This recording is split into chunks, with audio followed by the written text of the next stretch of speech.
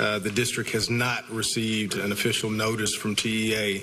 I remain laser focused on fulfilling my duties as superintendent alongside our board of trustees to provide the best possible educational outcomes for all HISD students regardless.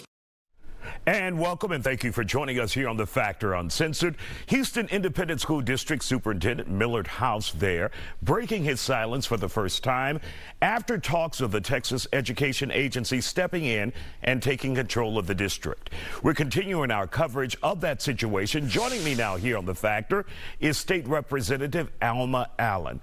Representative Allen, can you believe that we're at this position now where we are sitting on pins and needles waiting for the state of Texas to come in and take over the Houston Independent School District, one of the biggest districts in the country? I can't believe it, Isaiah. This is terrible. This is one thing that should not happen to Houston, Texas. As schools go, city goes. And it's detrimental what they're trying to do.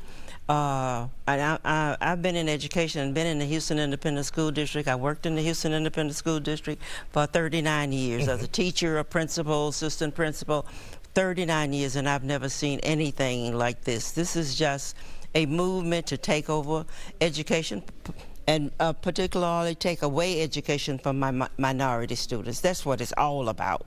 And so, no, I've never seen anything like this before. Now, Dr. Allen, we have been hearing a lot about vouchers. What does that mean for the average viewer, for the average parent out there who is not savvy to the politics of Texas and HISD and what may be going on in Austin? Right. Let me talk about vouchers. Vouchers. It's like a check. It's not cash money, and I want people to understand that, parents to understand that it's not a check. It is a piece of paper that you take to a school and say, I want to enroll my child here. They're crouching vouchers as a ticket to go into a private school. That's what they say. That voucher, I have not heard the total worth of a voucher, but I've heard $10,000. I've heard $6,000. I've heard $2,000. I don't know what it's worth. We'll take the highest number.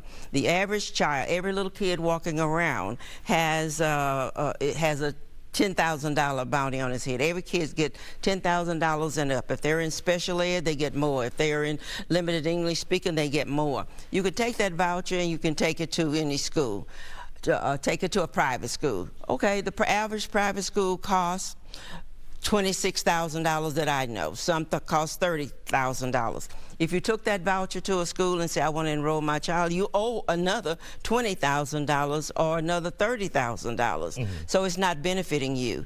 Children might want to go, you say, well, you can go anywhere you want to go and be in any school. You should not be in schools that are not performing well. Well, my child might want to go over here for art. My child might want to go over here for music. He want to go over here for science, STEM programs, anywhere. There's nowhere in the bill that says we're going to transport your child wherever you want to go. So that's on the parents' back. That's on the parents' back, and everything else is on the parents' back. Now, while you may have a $10,000 voucher, you said the school could cost more. Yes. But we know our experience in dealing with, for example, people get Section 8 vouchers to get a house anywhere they want to. Right. Most people won't take it. I understand. Vouchers the same way. There is not enough private schools or parochial schools or charter schools to absorb the 180,000 children that are in the Houston Independent School District. Now, if you already have your child in private school and you're already paying $30,000, $10,000 is a bonus for you, a good bonus for you. You get a enhancement on your own private money. But the average person can't do it. It's not meant for you to come. Now, what can parents do? Because parents, we know there's still a lot of parents out here who don't quite understand what's going on. They don't realize the magnitude of the state of Texas coming in and saying, we're taking over HISD. All the people you have elected, board members, will not be. The people you supported like a superintendent, out. Right. We are deciding what will happen here. We saw what happened with North Forest. Yes, they dumped North Forest into HISD and never gave them the money for the children. So now we're going to take over HISD. That's about minorities not getting an education. We're on our way back to the 50s. We're on our way back to segregated schools. Is it even possible, and there hasn't been a good track record anywhere in the country where the state came in and took over a school district where there has been success? No. But you're talking about one of the biggest districts in the United States. That's what we're talking about. And let's talk about every kid. How about special ed kids? HISD educates children who need to have a nurse there. Who need to feed them, who need to change their diapers. We educate all of those kids. Is there a private school for those kids? Where they can take a voucher? None that we know of. No, none that I know of. And so private schools can say, well, I don't want that. I can take who I want to take, and they're not going to want to take every child. So it's not a good thing, and parents should understand what they are doing when they take their kids out of HISD. You're killing your school.